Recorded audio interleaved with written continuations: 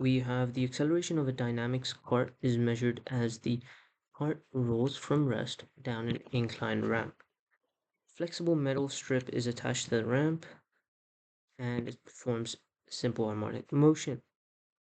Pen attached to the metal strip makes marks on the paper on top of the cart. And we can see how that works here. And there's an incline. Okay. Let's see. Okay, it's longer. Pen is displaced from its equilibrium position. Pen and the cart are then released at the same time. As the cart accelerates down the ramp, the pen oscillates from side to side. Frequency of the oscillation of the pen is 6.3. The pen moves from point M to point N on the paper, and there's a scale grid. So this is to scale or scaled, and each block is 2 cm. Calculate the time the pen takes to move from M to N. From here to here. So they haven't given us the velocity, that we know the distance, and for the pen we know the frequency. Okay, so we can say, and we know the time period as well, so t is equal to 1 over f, right? And here we can see the only reason there's different wavelengths is because the cart is accelerating, right? But otherwise, this is these are all one time period. So there's 1, 2, 3, 3 time periods. And so we need to find how long is 3 time periods. So there you go, 1 over 6.3. And 3 time periods is equal to 3 over 6.3. And let's find 3 divided by 6.3 is 0.48. Okay. Seconds. In fact, I would always write this and then go 0.48 seconds. And determine the acceleration of the cart. Say an appropriate unit for your answer. So acceleration. And we have of the cart. Okay, we have the distance traveled is about, let's see. Let's remove these. This is 1, 2, 3 blocks, 4 blocks, 5 blocks, 6 blocks, 7 blocks. Let's just see if that's exact. Okay, there's a bit extra. And so if this is 2, this is 0.4, and so this looks to be about 0.1, right? One of these tiny blocks is 0.4. And so we can say total distance is 14, right? 7 times 2 plus 0.1 is equal to 14.1 cm. And we will need to use meters because it's asking acceleration, so 0.14 meters, 141 meters. And so how do we find the acceleration? We have the time as well, so there's only one formula, right? S is equal to ut plus half at squared. This becomes 0 since the cart is released from rest. So now we have acceleration is equal to 2s over t squared. And we have all of that. So s is 0.141 times 2 divided by t squared is 0.48 squared. Now let's calculate that. 141 times 2 divided by 0.48 squared. And we have 1.223, etc. So roughly 1.2 meters per second squared. So the ramp is inclined at an angle of 8 degrees to the horizontal. Discuss how the value for acceleration here compares with the component of gravity that acts down the ramp. Okay, so we essentially have this, right? We have a ramp. This is 8 degrees.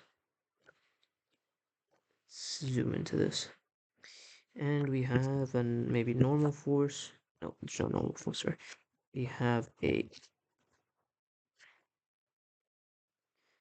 let's say,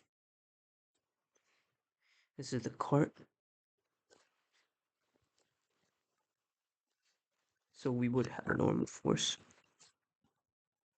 but that's not relevant to this question. And we have G, and we have, so let's change our reference frame to this axis of the ramp, of the incline. And so this becomes gy, this becomes gx. So the component that drives our cart's acceleration is this gx, right? So acceleration comes from gx. So component of g that acts down the ramp is gx is equal to g sine theta, which is 8, right? Because we can just see from this angle is 8. Sine of 8 is gx over g. And yeah, so that's how we got that.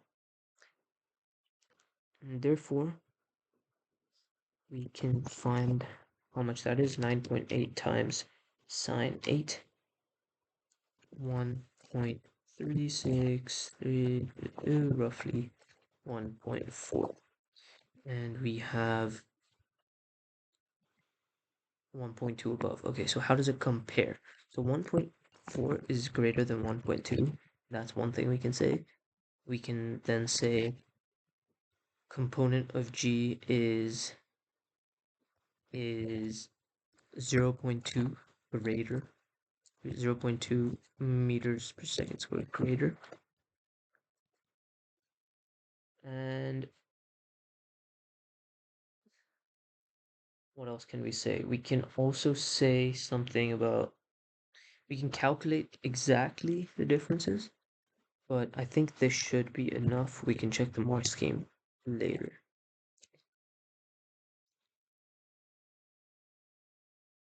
Because so most of these are in 2SF or to one decimal place, right? 2.0. And then we have 8.0. So I'm thinking this is enough precision. So explain why the two values in CI are different. And that's because theoretical value is always going to be less, right? Theoretical value is always going to be more. So experimental value. Experimental value always less than theoretical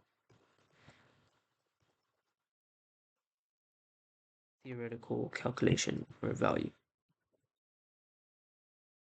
due to frictional losses or due to friction or air resistance. Actually, also you can say drag,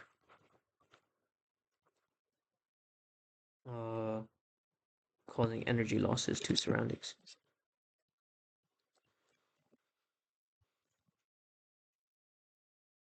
And that's why the acceleration is slightly less than g. And so next, okay, that is it for question 2. Let's get that checked. So where is, okay, we have a mark scheme here.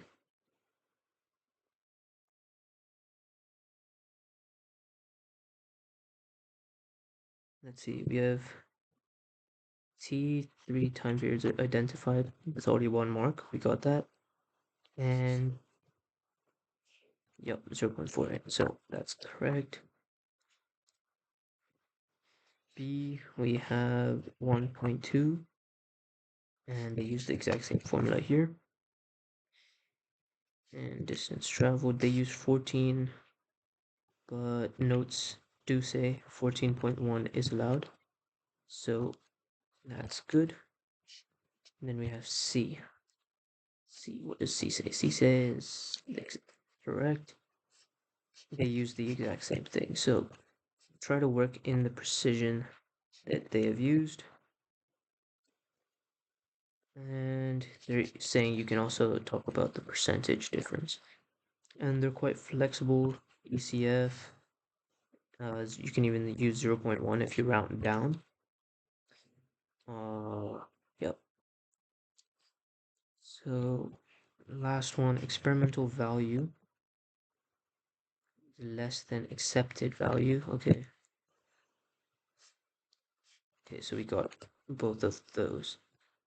You can also say released with a velocity directed down the ramp, and you can make the opposite statement as well. Okay. So that is how we do question 2.